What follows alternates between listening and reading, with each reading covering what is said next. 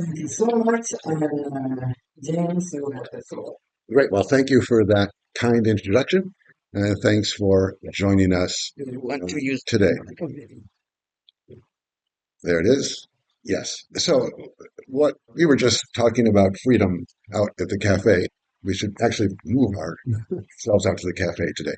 Uh, and it took us about 30 seconds to discover that the entire field is so complex, blurry, and knotted that we could almost say nothing. We're both just overwhelmed by how vast and difficult questions about human freedom are. What is freedom? How do we know we have it? How can we get more of it? How do we measure it? And no answers to those questions.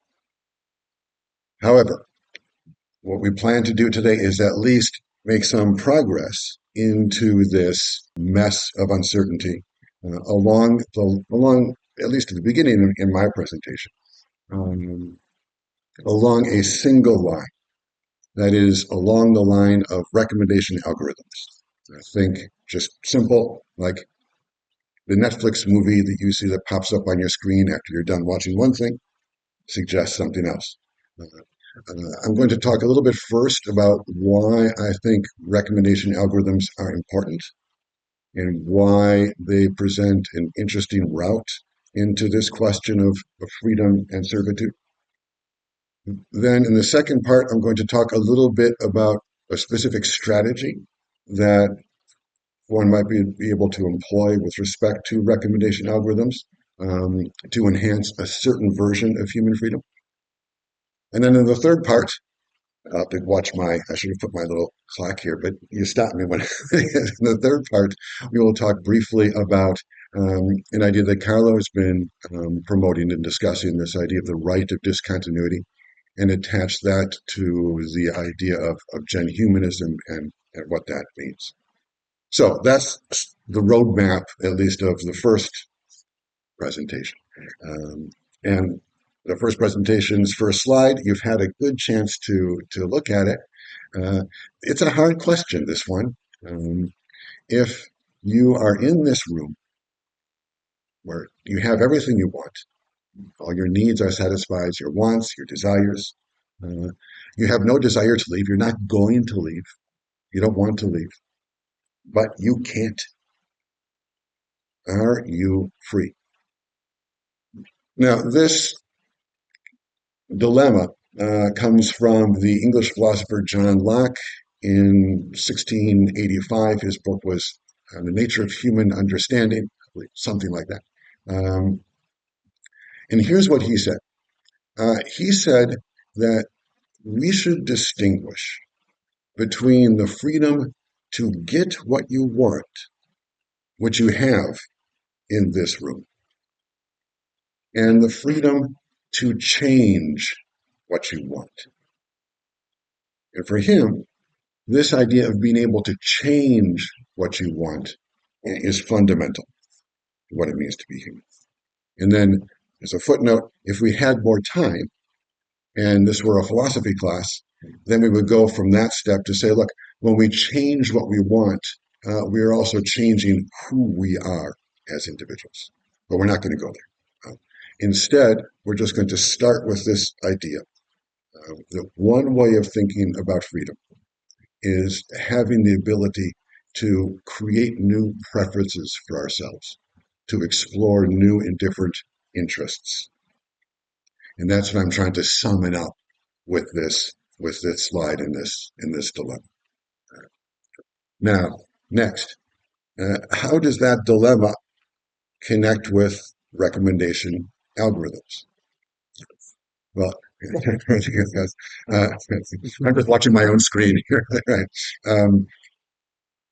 Yeah, so there's this moment when you're watching Netflix where the one show ends, and then right away, while the credits of the one show ending are going, the next show is already beginning. And I think that experience, if it's done right, when Netflix does what it wants to do, That is, when Netflix hits you with this new movie just at the moment where you're about to ask, what should I do next? Or what do I want to watch next? Just when you're going to ask that question, bang, they get you with the next show. And so what they're doing is not just it's not just that they're giving you another series or movie which is like the one you saw before. It's that they're cutting off and eliminating this ability to ask yourself, well, do I want to have a different interest? Do I want to do something else now? And that's not necessarily a bad thing. Usually it's a good thing. Usually I'm really happy about that. I'm just in front of my TV. I just want to be satisfied. I don't want to be free. I just want to be happy, content, some sense blissful in my ignorance of my possibilities. Nevertheless, I think that this question about the locked room that John Locke asked, I think it is thick in this particular human experience. I think we are giving away something palpable, some real human freedom, and we can define what that freedom is. It's the ability to change what you want or to create new preferences. We're giving that away to get the comfort of the next show. And then just as a quick footnote, I mean, it seems to me that it just as a reference point, um, your freedom is being cut off here, according to my argument. But as opposed to the usual uh, perception we have of that experience, it's not. This is not something that someone else is doing to me. It's not like someone is taking away my right to do something. It's not really Netflix that is doing this to me. The operative force, what is taking away my own freedom, is my own interests, my own preferences. It's the fact that I have told Netflix that I can't show you, but I like detective programs with kind of vaguely European overtones. And I watch those over and over again. So the fact that Netflix then gets me with a different detective program with European overtones, that's not Netflix. It's me doing that to myself. So it's a strange, this freedom is in a strange dynamic where it's a struggle of me against myself instead of me against other people. Okay, so that's the first thing. I want to say, look, there's this idea of human freedom. It connects with recommendation algorithms. And then I admit that Netflix is trivial. Who cares about movies? But I think that this same structure of um, uncertainty about our own decisions, I think this is rapidly expanding to include more aspects of our life, and it's rapidly penetrating more deeply into our lives. First, on the idea that it is expanding to encompass more regions of our life. We see, for example, in social media, it could be Twitter or Instagram or Facebook, it doesn't matter what, uh, this phenomena of echo chambers or filter bubbles where everyone gets channeled into their own tribal group. So if you like a certain kind of music, then you keep getting posts about that certain kind of music. You're not exposed to anything different. If you have a certain political stance, you keep getting posts that reinforce that political stance. You don't see anything different. This is something that has been talked about widely on the level of society. I think that's just a repeat of the same structure that we discussed for human individuals on the social level. And then expanding in a different direction, there's to me at least, the very serious question about what kind of profession you will pursue, what kind of job you will have. Well, more and more people find their jobs through LinkedIn and similar platforms. And how do those platforms promote or present jobs to you? The same way Netflix presents movies. They isolate your established interests and preferences, and then they give you more of the same. So LinkedIn is very effective for most of us, most of the time, at presenting opportunities, maybe for jobs, or maybe in our field to give a presentation, that sort of thing. It does that very well. But silently, and in the background of that activity, the same kind of freedom diminishment is happening. That is, we're losing the ability to choose or try different jobs. So, I mean, just as a simple example, I mean, I remember when I was your age, one thing I really love to do is go to a different city and get a job as a waiter, right? Because that way you meet the people, you interact with the scene. It's easy. It's easy to work and so on. Now, as it happens, as a philosopher, not surprisingly, I was a terrible waiter. Usually I would stay in a place until I was fired from my job. Even in Europe, where it's harder to fire people, they would still fire me somehow. Right. But it didn't matter back then. And I was relatively good at giving lectures and doing philosophy. So, but that was something I knew, but no one else did. Today, that's not true. Today, I could get a job as a philosopher at one or another place because people would see that on LinkedIn I have a certain kind of success. But at the same time, at least if we had LinkedIn when I was young, if I wanted to do, and sometimes I do, if I wanted to do what I did when I was young, and just say, forget these books, forget this thinking about freedom and that stuff, I want to go work as a waiter.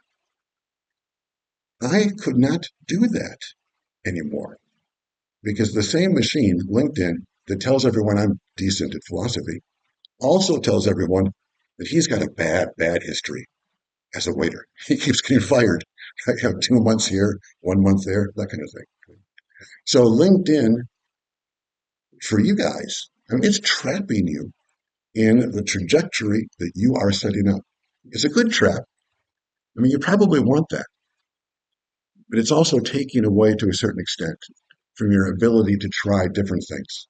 No one's going to give you a job outside of your training because they know you're not suited for it. That didn't affect, I mean, we're different. Like, we come from a different place. We could just pick up our suitcase and disappear to a different city and be whatever we wanted to be. That's not true for you guys. So, Netflix, Twitter, LinkedIn, and then maximum case. I think it's maximum case. With whom you form a family, who you love, that sort of thing. Tinder or Hinge or whatever, choose your platform. Um, Same thing.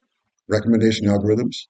They are going to keep giving you, you know better than I do, the same man and the same woman with a different name over and over and over again. That's what they do because that's what works. They can figure out what works by seeing how many conversations you exchange, like how long the relationship goes on, and so on. And if you disappear from the platform, well, that means it really worked. Right? Then when you come back, they're going to find someone else who's just like that, again, with a different name. Again, here, I mean, that's not a bad thing. I mean, I've been through the wars, the romantic wars, long enough to tell you, yeah, you kind of do keep coming back to the same thing. But still, there is a limitation that these platforms impose upon you in terms of the children you will have, the life you will have, fundamentally. Okay, so this just a statistic. This to me is really quite striking. That you can see. So you can see when I was your age, most people met through friends, but in the last 10 years, that's more than 60%, at least in the U.S., uh, of existing couples met online. To me, that's staggering. If that's true, then recommendation algorithms really are controlling what the future we will have as families, the way we will compose ourselves at that level. Okay, um, so now I'm going to wrap up this first part. Right? What I'm trying to do is I'm trying to say there's questions about freedom. There's a definition of freedom. which is freedom means the ability to change who you are, to develop new interests and preferences. Um, Recommendation algorithms tend to give us what we want, which is a different definition of freedom, but they do tend to quell or diminish the ability to change what we want. And this leads to three kinds of problems. The first problem is the main one I've been talking about. It's an ethical problem, which is that we are trapped in our own past. We are unable to escape the men and women we have dated, the jobs we have had, the training that we have built. We can't get outside of it. Then there's also a social problem, which is this idea of the filter bubble, the same mechanism put onto the social level. And then we're moving fast here. And there is also, as it happens, the platforms also have this problem. Uh, by the way, the people do get bored on Netflix. And people do leave on Netflix because they don't get a good variety of shows. So the platforms are themselves aware of this problem. And just as a footnote, actually, I just won a small grant from some some board or something to actually try to develop recommendation algorithms for companies like Netflix to help them um, help users discover different kinds of movies, different kinds of interests, to help them get outside of what their preferences would tell you they want. And we're going to talk about that next. But let me say that to close the first part, we've got a definition of freedom, which is the ability to change your interest. We've got a set of problems that arise from that, ethical, social, and business level. And then we have a solution, which is okay, if this is the problem, and this is so terrible, you say, Professor Brusseau, then what should we do about that? Well, the answer is to re engineer our recommendation algorithms so that they can catalyze new curiosities and interests instead of just repeating the ones we've already had. Okay. Okay. So that was part one. All right. In part two, how long have I been? Yeah, go. Well, so interesting. All the time. Okay. Well, So in part two, now what I'm going to try and do is talk a little bit about, usually my audience includes computer scientists. Uh, so typically I talk a little bit about technical um, solutions to philosophical problems. And that's what I'm going to do here, but it will not be too technical, I promise. So we have the problem, which is the recommendation algorithms keep you trapped in your preferences. Let me show you how Netflix does this. And everyone does it the same way. They have two strategies for recommending your next movie. One is called content filtering, and the other, the more important one, is called collaborative filtering.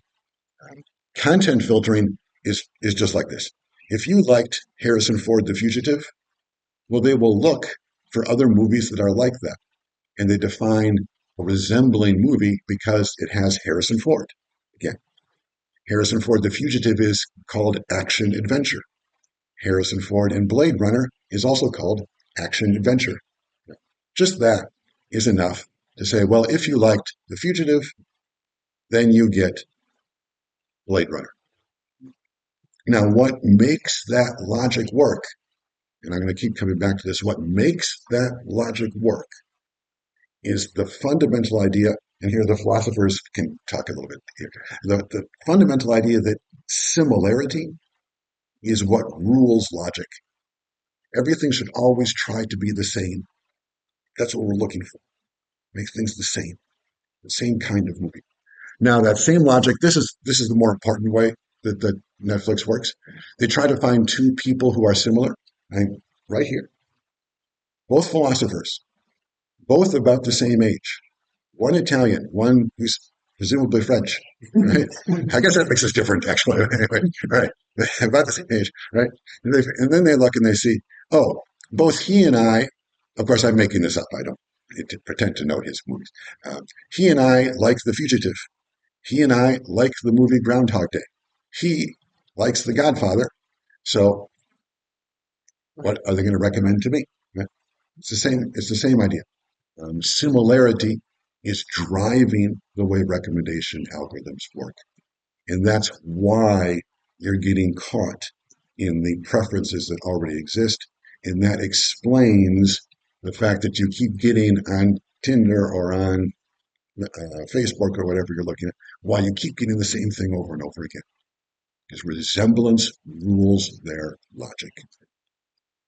Now, what I am promoting is not collaborative filtering, right, which was the previous one, but but antagonistic filtering. Um, what I want to do is get some computer scientists together, and maybe there's space for lawyers in this, not sure. Um, get some computer scientists together and see if we can find a way to take people who are not similar but dissimilar, man and woman, young and old, US, Italy, or US, Japan, and so on, and see if we can start from that universe, the set of people who are different, distinct, and then find within that universe, between some few of these people, a little bit of an overlap. So, um, so something like this. So here are two people who like really different movies. I'm not sure if anyone has seen Napoleon Dynamite. This is very, I highly recommend it. Very idiosyncratic movie. As a quick footnote, Napoleon Dynamite is very difficult for the recommendation algorithms because it really does appeal, just statistically, you can see this, to an unpredictable person.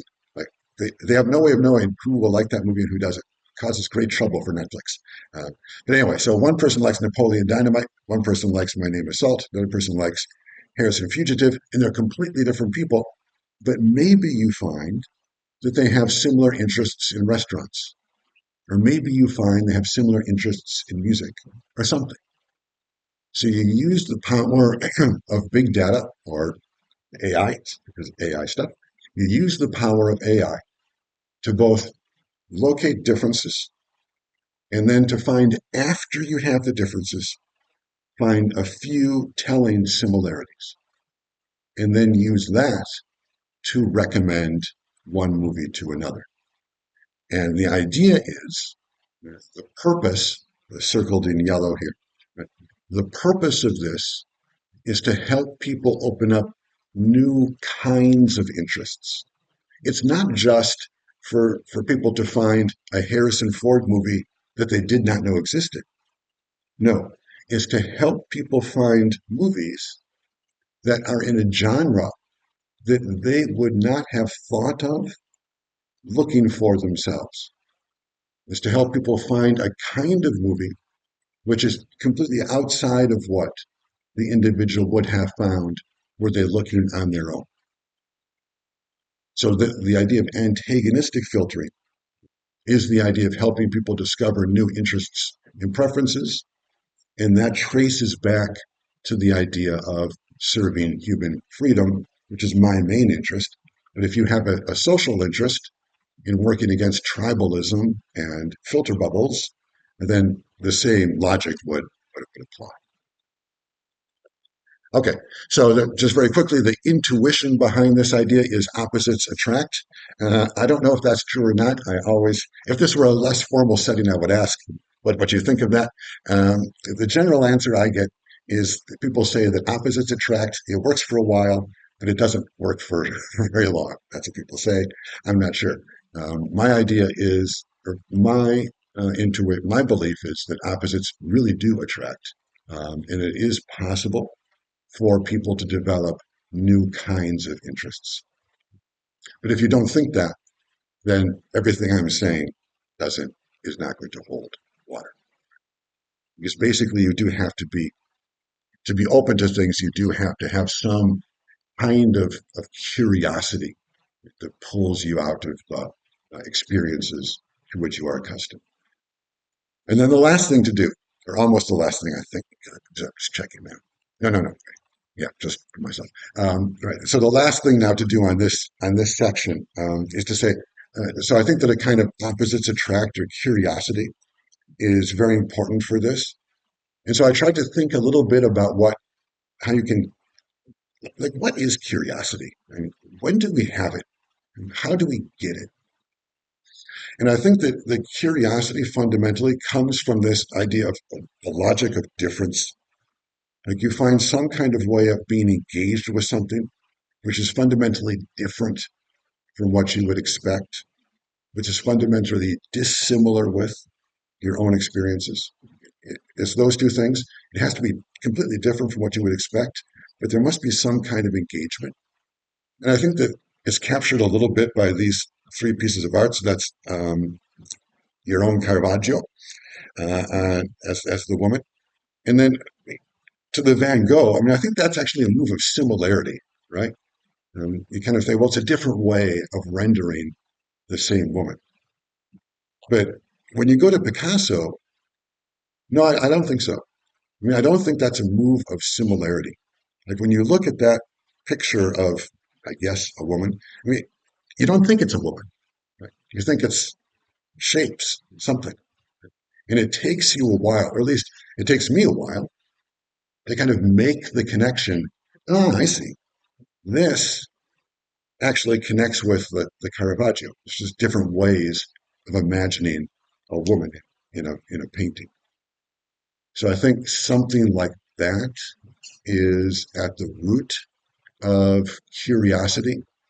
And I think something like that is what is functioning, I think, in this notion of antagonistic filtering that I just described.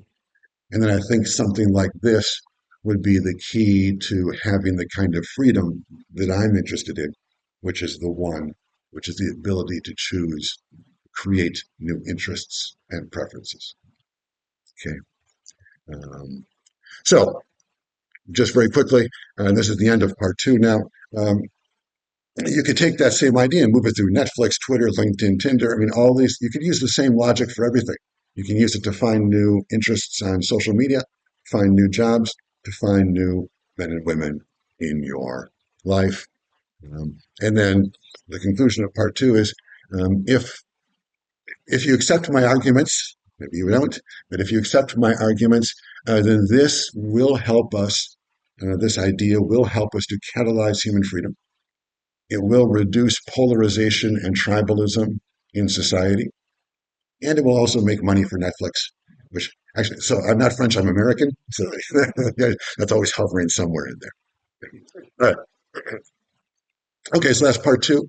Part three is, so I should kind of wrap this up now, right? Quickly.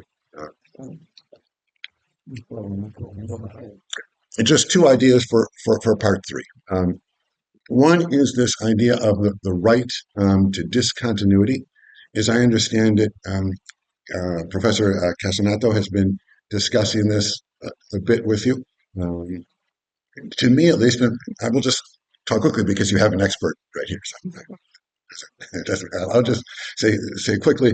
It seems to me that this connects a little bit with the right to be forgotten, and maybe also with a philosophical idea um, that some rights are inalienable, by which we mean freedom is one of those. Uh, According to John Locke, you cannot sell yourself into slavery, and you cannot freely get rid of your freedom.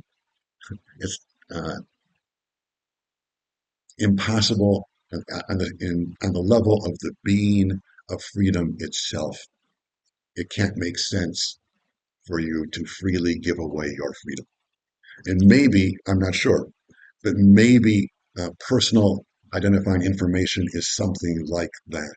Um, so maybe, even though Kim Kardashian, let's say, makes a lot of money selling away her personal information, we know everything about her more than we want to know.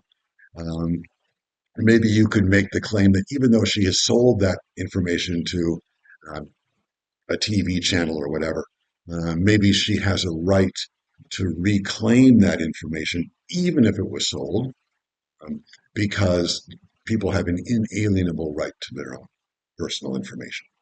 Just like in philosophy, we say that people cannot freely sell themselves into slavery. Maybe you could say something similar about privacy and the right to discontinuity. because the right to discontinuity, as I understand it, is this ability to escape from your personal information, make some new stuff. So you could get back your personal information, destroy it, delete it, right, become someone new. But that's not my area. My area is instead Genhumanism. So this is the last slide. This is the end. I have two stories of Genhumanism for you that I think serve fairly well to summarize what I have been talking about today. Um, One is the story I've kind of already partially told, the story of Isabel Eberhardt, the woman in black and white at the close of the 19th century. She was a minor aristocrat in Switzerland, got tired of her existence, escaped to to North Africa, and became I guess she was an avatar of today's reality. She became a man, though I don't think she did it quite the way we understand that. But she dressed as a man, adopted the role of a man in Arab society, adopted the local religion, adopted the local diet. Her project was a project in becoming someone different. It's a radical example of how someone created new interests, how they generated new preferences for themselves across the entire span of their existence in terms of the language they spoke, in terms of the clothes they wore, in terms of the food they ate, in terms of the God they worshiped. In all these ways, she changed what it meant to be her. So, Genhumanism is the idea that it is a part of human nature to make ourselves anew, to create new identities for our existences. That opposes the more traditional philosophical belief, which is that the core of our nature is to perfect ourselves, to be the best version of ourselves in one way or another. So I'm substituting the idea of change for perfection. I'd rather be different than be perfect. That's the idea of Genhumanism. That's Isabel Eberhardt. And then the last example is contemporary, a guy named Max Hawkins. He developed a curious tool for Facebook. What his tool does is it fed him, and he was a computer scientist, despite appearances. It fed him random events. He was in San Francisco, so he would get invitations to random events, things that were outside of his established interests in Facebook. So here he is. He was invited to or there was a Facebook announcement for a gathering at a Czech pub where people of Czechoslovakian descent were going to gather and drink and talk about Czechoslovakia. He was not Czechoslovakian, not a big drinker, but the invitation came, so he went. This is a way, obviously, of developing new interests and preferences. Right? You throw yourself into a different kind of reality. And so he did that for in many different ways. And I think it's an instantiation of the kind of human freedom that I've been discussing so far. What I do want to say about his strategy, however, is I think it's imperfect. That is, he got his suggestions through random slots on Facebook. It was just a random number generator that chose a post and then sent it to his wall to read. What I want to do is do better than random. I want to not, you can always, for example, that's what Netflix does too. Netflix does want to open you up to new things. So once in a while, they will hit you with just a random thing. Tinder does it also, some crazy, really, her, wow. That happens. But what I'm trying to do is imagine a kind of way of algorithmically creating recommendations, which are, again, outside of the scope of your preferences and interests and your past, but which are nevertheless engaging, interesting, attractive. So I think Max Hawkins gets half the way there, but there's still work to be done. Okay, so that is a discussion about what freedom is, one definition of freedom. There are many definitions of freedom. Then a discussion of how that definition of freedom fits into AI reality today, recommendation algorithms. then how it crosses through an area of law, the right to discontinuity, your professor is studying, and then finally how it intersects with what one guy is doing with his um, knowledge in computer science today. And so that's the direction that we will start off with for our presentation.